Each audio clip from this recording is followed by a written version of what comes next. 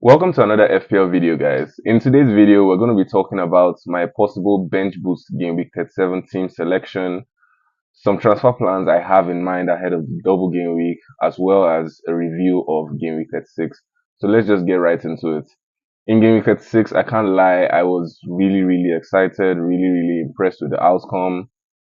Dubravka, 3 points. I don't know. I mean, he should have gotten a clean sheet, but 3 points, got a lot of saves in the game. Newcastle came out on top, 4-1.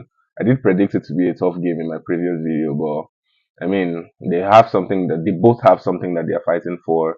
3 points from Dubravka, really, decent return. Although they shouldn't have considered that late, could have easily gotten 7 points. Well, yeah, 3 points, decent return from him. Regulion, the game ended 0-0. Brentford's game over the weekend. Regulion returned 8 points for me, 5 points, got a yellow card, but still returned 3 bonus points. I really love Regulion, just to put it out there. He's a bonus point magnet when it comes to FPL, and he has really been great for my team since I brought him in, anyways. Brantwaite, another one, kept a clean sheet, or rather, like got an assist. His clean sheet got wiped out, but he still returned with 5 points. Gabriel, the usuals, gave me clean sheets, 1 bonus point, 7 points. Cole Palmer, 8 points return, got a goal against West Ham, kept a clean sheet in the process. Saka, scored the penalty against Bournemouth, got a decent return from him as well. Son, goal against Liverpool, just like I predicted.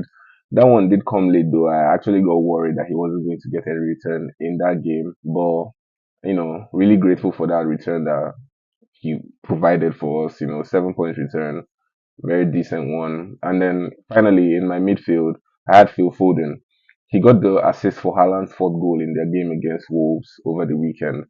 I feel like he could have easily gotten more in that game, but an assist, still really great from him. Haaland, 42 points as my captain. I mean, if you weren't on the Haaland captaincy for last game week, I'm so sorry, but I don't know what you were thinking. He obviously has the best record against Wolves amongst like every single current FPL, or rather any current EPL player. So I don't know what you were thinking going against him this last weekend. He scored a hat trick in the same home fixture last season rather. So yeah, 42 points from him. Jackson, my man, 16 points from him. I said it. You get chances. Eventually, you would score. You would convert these chances, and he looks like he's actually, beginning to settle properly into the Chelsea side. 2 goals and an assist from him. Ishak, a goal, assist, penalty missed. Could have easily had a double point haul, but he did miss the penalty. Scored a few minutes after he missed the penalty, so 7 points from him. Really decent return, actually. In total, I had like 114 points for the game week. Really massive. Really excited for that one. A major green arrow actually, you know, took me up in most of my head-to-head leagues and the overall world ranking. So really excited. A lot of positives to take away as usual from the previous game week. Now let's just get right into my possible bench boost team selection for game week 37. In goal, I have Dubravka. I'm not really confident about, you know, my choice of goalkeeper going into the game week, although I'll be using my bench boost. But Nick Pope is back, although we've received information that he wouldn't be starting the game right over the weekend against Brighton. But when you're going to use your bench boost for players that are on the double game week, you do expect them to, play across both games. And despite the fact that Nick Pope wouldn't play the first game against Brighton, I do see him like starting. So basically, I'm going to be getting anything, if I will, from Dubravka just in the game against Brighton. But I'm not going to be making any transfers for goalkeepers. I don't see the use for it. So Dubravka is going to be my keeper in my starting lineup. I have Gusto. He's back. He got few minutes against West Ham. I think he came on in the eighth something minutes. Yeah, he's going to be my first defender. I am worried about his minutes too because Chelsea have been playing really, great in his absence, and the system seems to be working for them. So I am worried about whether there would be any hurry to like rush him back into the system or rush him back into the team rather, saying that he may or may not fit that particular system. But I do have him. He's actually one of the players that I may be looking to transfer out if I get too worried about his minutes across the 2 game weeks. Also seeing that Reece James is back. They wouldn't rush him back in. I don't expect them anyways to rush him back into like the starting lineup, but that creates, another source of like worry. But he is in my starting lineup at the moment. I also have Gabriel. Gabriel is going to be in my lineup ahead of the game week. He's playing against Man U at Old Trafford. I don't know. The game could go either ways. I'm just honestly expecting an attacking return. I do expect Man United to get a goal in that game anyways. So I'm just gonna keep him and hope, he gets something. He actually scored a really, really decent, like probably a contender for goal of the season against Bournemouth, but he got ruled out for offside. So yeah, he's going to be in my team. Brantwaite, a home game to Sheffield. I'm definitely going to keep him. Everton have had a really decent home record. They've kept about 4 clean sheets in the last 5. So yeah, I'm looking to keep him in my defensive, lineup. In my midfield, I have Heung-min Son, I have Phil Foden, I have Anthony Gordon, and I have Cole Palmer currently. I'm not going to be moving away from any of them. Heung-min Son, 2 home fixtures to Burnley, to Man City. We saw him get a goal against Burnley in the first leg. He has a decent record against Man City. I do see him actually like getting something when they face midweek. So I'm not going to be moving away from him. Definitely, I'm keeping Phil Foden. He has had a really, really decent record. Not so sure of his form away from home, but with the way Man City are playing and with his form, like I said, I do fancy him to, get a few goal involvements in one or like both of the games in the double game week. Um, I also have Bukayo Saka. He's one of the players I would possibly be transferring out. We saw that he didn't train with the squad, or rather, he trained with a strap or something of the sort. But I'm going to be moving away from him possibly. And then last but not least, I have Anthony Gordon in my midfield. He has 1 home game and 1 away game. I do fancy him to get something in both games, especially the home game. Brighton are suffering a lot of injuries at the moment. He's nailed, for minutes. So yeah, Gordon is going to be my fourth midfielder.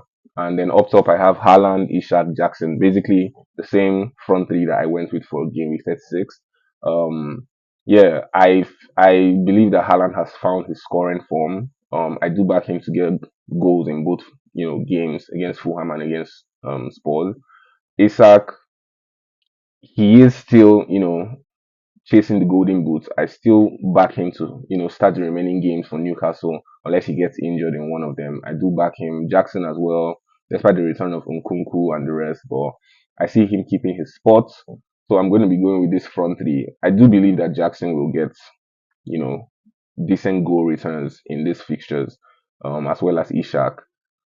So on my bench, I have Ariola going. He's playing at home rather to Luton Town. I have Regulion going away to Bournemouth. I have Cole Palmer with double game week. And I also have Pedro Porro. Like I said, I'm going to be using my bench boost this game week. I do like the way the team looks, right? Some of the players I'm not really comfortable with. I'm not so sure about Gusto going into the game. I'm not so sure about Bukayo Saka. Like I said, I'm not so confident about Dubravka, but I'm not going to be like using any of my transfers for him. Um, but I am going to be taking a -4 this week. I'm looking at for my defense, anyways. If I decide to move away from Gusto, I would be looking at bringing in maybe Vardiol or Kyle Walker because I want to triple up on City assets. And there's just no space for me to triple on them in the attack. So I will be looking to get like a defensive asset, probably Vardiol or Walker.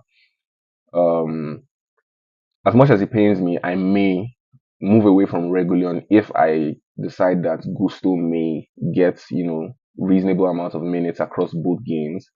I may decide to opts to keep Gusto and then move away from Regulion instead to bring in Vardiol or Walker.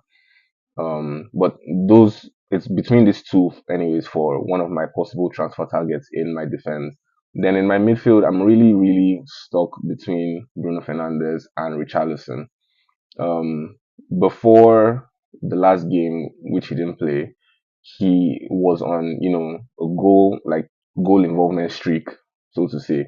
He was either scoring or assisting, and even the game against Burnley where he didn't get any goal involvement, he still got two bonus points, which is actually crazy. And it just shows like how involved he is for United in most of their games recently. So I'm really conflicted. Richarlison came off the bench against Liverpool, got a goal and an assist, and I think he also got a bonus point as well. So I'm really, really conflicted. When also is out injured, so that just leaves four Spurs attackers: Heung-min Son, Kulusevski, Brennan Johnson, and Richarlison. And I really do back Richarlison to start the remaining games. So I'm still yet to decide. Although I do, I tilt mostly towards Bruno Fernandes because of fixed minutes. He's on penalties, he's on corner kicks, he's on free kicks. So he offers different routes to, potential returns, and then he's nailed. Richarlison, we may or may not see him rested or benched in one of these games, and that's not something I'm willing to risk on my bench boost. So I just may tilt towards Bruno Fernandes, but anyways, there's still, a lot of time between now and the deadline tomorrow. So I would make my decision before then, anyways. Um, I do also advise that you could possibly, triple captain um, Erling Haaland this week if you haven't used your triple captain. I do see him getting a massive haul either in one of the games or in both of the games. You could also decide to triple up on City attack. We've seen how good they are in the run-in towards the end of the season. I really don't think I see them dropping points. Um, so yeah, you could decide to triple up on City attack rather than going for the City defender and double City attack. I would recommend De Bruyne. He looks on good form. He at least averages 70 minutes since his return. So I would back him, Phil Foden, and Erling Haaland for the remaining three games of the season. Rashford is also back in contention. He could possibly start the Arsenal game, but he's also a worry for minutes because we've not really seen the Rashford we knew like from last season. So that's another thing that just pushes me away. And then Man U as a whole haven't really been at that level. So, but I mean, Bruno Fernandes has kept them, going, pushing. I don't advise anyone to really get a Manchester United defensive assets. I don't advise it. I don't see them keeping clean sheets in any of those games, to be fair. João Pedro out injured. So Brighton assets are completely out of the way defensively, attacking wise. I don't see them keeping clean sheets either. So yeah, basically, I'm going to be using my bench boost this week, like I've said earlier. My captain is going to be Erling Haaland. My vice captain is going to be Cole Palmer. If you're looking to gain some rank, maybe you're probably trying to, finish strong or, you know, catch up with maybe the person at the top of your mini leagues or something, you could actually go for a differential captain. You could go for Cole Palmer. And if you want to go very, very differential, I could, recommend you go for Jackson or Phil Foden. I do think these players that I've mentioned actually will produce a massive haul this week. So yeah, this is my team going into game week 37. If you have liked, if you have enjoyed this video, please like, subscribe, leave a comment if you have any questions as regards to your team or any deadline news, and I will get back to them as soon as possible. See you guys in the next FPL video. Bye.